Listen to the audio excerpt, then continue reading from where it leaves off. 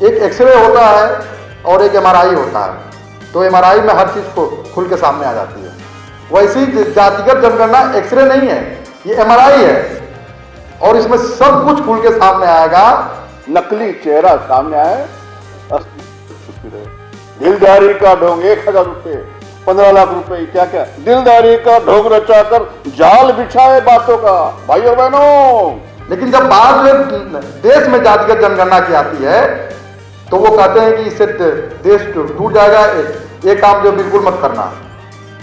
अगर इस समय जो है देश टूट रहा है तो मैं पूछना चाहता हूं कि क्या 2010 में आप लोग देश टूटने का लेक्चर दे रहे थे?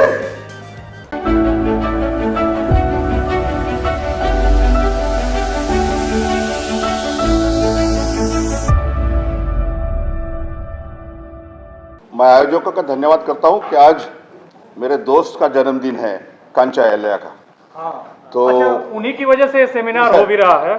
मैं एक बार मैं बताना भूल गया, उन्होंने मुझे कहा था कि इस तरह की शुरुआत करनी है और ये जो सेमिनार हो रहा है उन्हीं की वजह से मैंने हॉल बुक किया था। और चूंकि आज उनका जन्मदिन है और इसकी वजह से वो नहीं आ पाए, तो प्रेरणा इसके पीछे वही है। उनका जन्मदिन पे हम लोग अपनी हार्दिक शुभेच्छा। और दूसरा, इस ओबीसी की बात अमेरिका में उठाने वाले डॉक्टर पॉल लार्सन, जो पिछले 20 साल से हमारे संपर्क में है और कैलिफोर्निया में रह के पूरे दुनिया में 200 देशों में ओबीसी का हालत बताने वाले, उनका भी आज जन्मदिन है। वो अमेरिका में है, उनका उम्र हो गया 92 ईयर्स ओल्ड। और फिर उनके जो चेले हैं Jim Hoyt, can you stand up please?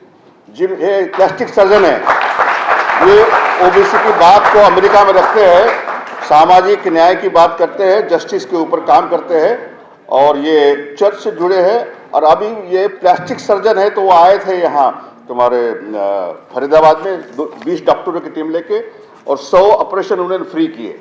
तो मैं we all want to welcome you for speaking for us in the United States as a truth seeker. I thank and please convey our greetings to Dr. Paul Larson. Tell him that people, all of them, they know him. So anyway, मैं कुछ बोलूँगा नहीं कि बात निकलेगी तो बहुत दूर तक जाएगी। क्या मिली है ऐसे लोगों से जिनकी फितरत छिपी रहे, नकली चेहरा सामने आए, असली सूरत छुपी रहे, खुद से जो खुद को छुपाए, क्या उनसे पहचान करे, क्या इनके दामन से लिपटे या क्या उनका अपमान करे, जिनकी आधी नीयत उभरे, आधी नीयत छिपी रहे, नकली चेहरा सामने आए, असली छुपी रहे। दिलदारी का ढोंग 1000 रुपए, 15 लाख रुपए, क्या क्या दिलदारी का ढोंग रचाकर जाल बिछाए बातों का। भाई और बहनों, जीते जी का रिश्ता कहकर सुख कुछ थोड़ी रातों का, रूह की हसरत लब पर आए, जिस्म की हसरत छुपी रहे, नकली चेहरा सामने आए, असली सूरत छुपी रहे। ये अच्छा लिखा है शायर लुधियानी ने। जिनके जुल्म से दुखी है जनता, हर बस्ती हर गांव में, दया धर्म की बात करे वो बैठ के भरी सभाओं में, दान का चर्चा घर घर पहुंचे, लूट की फितरत छुपी रहे, नकली चेहरा सामने आए, असली सूरत छुपी रहे। तो इसी आदमी ने यह गीत लिखा था कि हमको पोंछ कर अश्क अपनी आंखों से मुस्कुराओ तो कोई बात बने, सर झुकाने से कुछ नहीं मिलता, सर उठाओ तो कोई बात बने।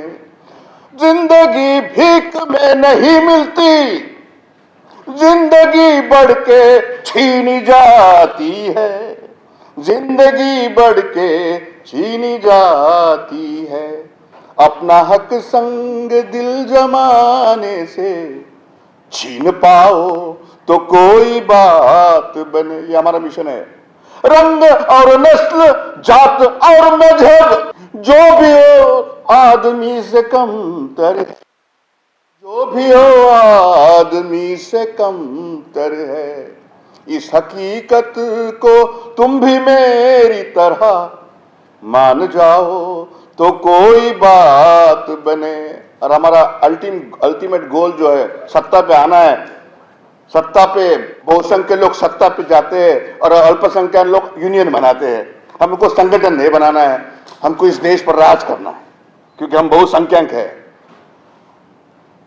नफरतों के जमाने में जब नफरतों की दुकान खोल कर राहुल गांधी घूम रहे हैं, उसकी पार्टी वाले आधे इधर आधे उधर कर रहे हैं।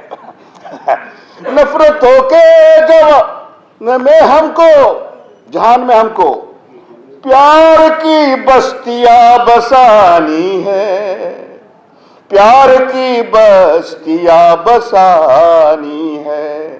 दूर रहना कोई कमाल नहीं, पास आओ तो कोई बात बने। धन्यवाद। जय भीम, जय ज्योति, जय बंगाल। कि शूद्र समाज के लिए आखिर वो समाज क्या है जिसके लिए इन लोगों ने ये सब बातें लिखी। और क्या आगे जो है बात कहूँ, जब मुझे इन लाइनों को पढ़ने के बाद मुझे दुख हुआ, तो 29 जनवरी 2023 को मैंने इन पंक्तियों का एक फोटो स्टेट कराया और हमारे साथ करीब 5 साथी थे और 100-150 लोग और थे, जो है इन पंक्तियों को जलाया। और उसके बाद हमें रात को 12 बजे उठाया गया और 1 साल डिटेंशन पीरियड 8 फरवरी को NSA लगा करके 1 साल तक के लिए रखा गया। मैं बाहर आया, हमसे लोगों ने पूछा कि आप क्या, आपका मनोबल टूटा है कि बढ़ा है। लेकिन जब मैं अंदर रहा और जब मैंने इस चीज़ को महसूस किया कि वहाँ पर भी जो हम 1585 की बात करते हैं, वहाँ हम 1585 नहीं है, वहाँ पर 90-10 है जो है।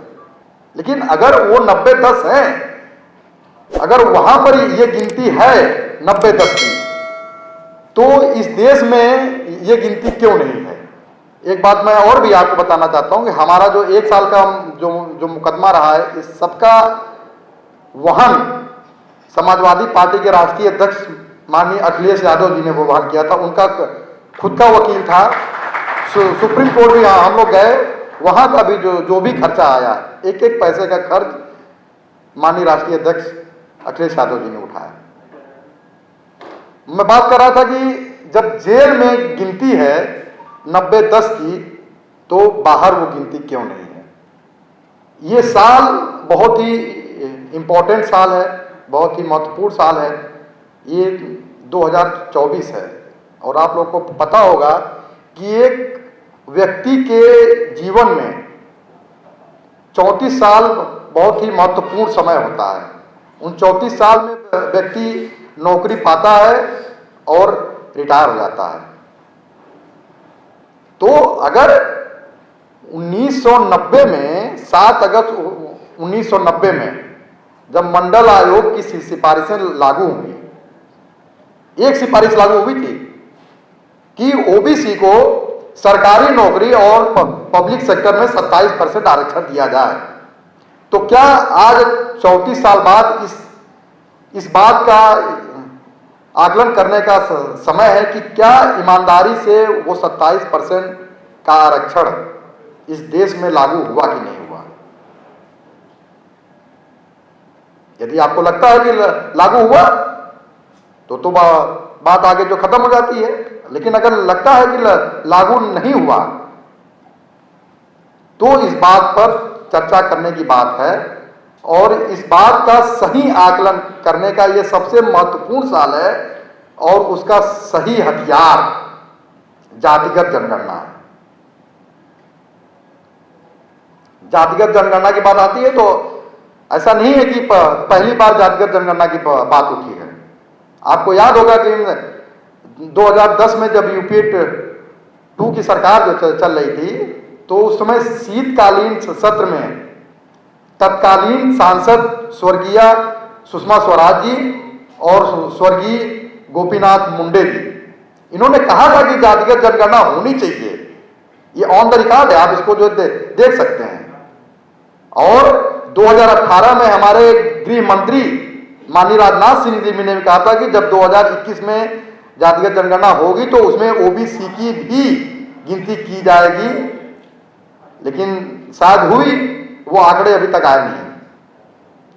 लेकिन जब बिहार की बात आती है कि बिहार के जब जातिगत जनगणना हुई और उसमें जब श्रेय लेने की बात आई तो भारतीय जनता पार्टी के लोग जो है सबसे आगे थे, कहते कि बिहार की जातिगत जनगणना का श्रेय हमें देना चाहिए। लेकिन जब बात जो है देश में जातिगत जनगणना की आती है तो वो कहते हैं कि इससे देश टूट जाएगा, ये काम जो बिल्कुल मत करना। अगर इस समय जो है देश टूट रहा है तो मैं पूछना चाहता हूं कि क्या 2010 में आप लोग देश टूटने का लेक्चर दे रहे थे? और बिहार की जातिगत जनगणना में एक बात बिल्कुल स्पष्ट है कि 63% ओबीसी है, लेकिन इंटरेस्ट वो नहीं है कि 63% ओबीसी है कि नहीं है।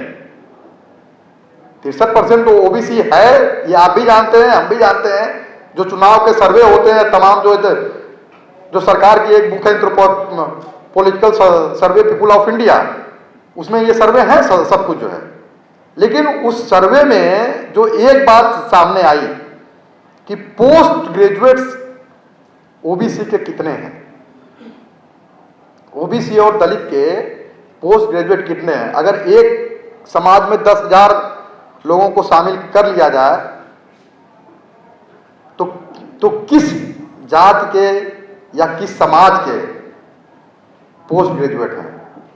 शायद आप जो लोग सोच रहे होंगे वो नहीं है। 10,000 में 1,080 पोस्ट ग्रेजुएट कायस्थ समाज से हैं। आप लोग सोच रहे हो कि और कोई होगा जो, लेकिन वो नहीं है। वो केवल 4.5 से 5% है और ओबीसी 1% है। और एक जात आती है मुसहर, 10,000 में केवल 1। ऐसे अगर देखेंगे कि जो है कि कितने परसेंट है, एक जगह 10% है, एक जगह 1% है और एक जगह 0.001% है, तो कोई बात जो समझ में नहीं आएगी। बात आप इसको थोड़ा उल्टा जो है देखिए, एक जगह 1 है और एक जगह 1,080 है। ये कितना डिस्क्रिमिनेशन है हमारे समाज में। हम इस बात को समझने का प्रयास नहीं करते। और लोग कहते हैं कि जातिगत जनगणना से क्या हो जाएगा। जनरल लोग कहते हैं कि भाई हमारी क्यों कराओ, हमें तो आरक्षण जो मिलता नहीं है। लेकिन आपको आरक्षण नहीं मिलता है तो आप लोग उसका विरोध क्यों करते हैं? आखिर कोई बात तो है ना कि आप अगर उसका विरोध करते हैं तो कोई बात तो होगी कि इस देश में जातिगत जनगणना से क्या मिलने वाला है। इस देश में जातिगत जनगणना से मिलने वाला क्या है, ये तो पहले तो पोस्ट ग्रेजुएट में आपने देख लिया। दूसरा, जो जातीय असमानता फैली हुई है उसको दूर करने में मदद मिलेगी। जो सरकार की नीतियां जो बनती हैं उसको दूर करने में, मतलब कि हमारे पक्ष में क्या नीतियां हैं क्या नहीं हैं, इसको समझने में मदद मिलेगी।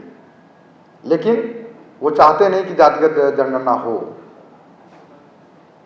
क्यों नहीं चाहते हैं? मैं चूंकि डॉक्टर हूं, एक डेंटिस्ट हूं, थोड़ा डॉक्टरी लैंग्वेज में बताऊंगा, आप लोग समझेंगे भी। एक एक्सरे होता है और एक एमआरआई होता है, तो एमआरआई में हर चीज को खुल के सामने आ जाती है। वैसे ही जातिगत जनगणना एक्सरे नहीं है, ये एमआरआई है और इसमें सब कुछ खुल के सामने आएगा।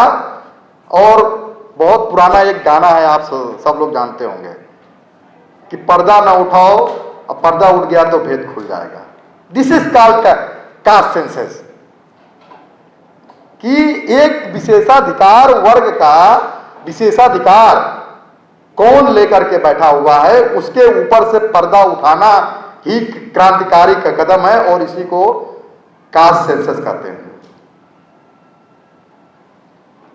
मैं चाहता हूं कि हमारे जितने भी लोग बैठे हुए हैं ये इस बात को समझते हैं और इस बात को आगे भी, मेरा क्या है, मैं आज यहां से कह करके चला जाऊंगा।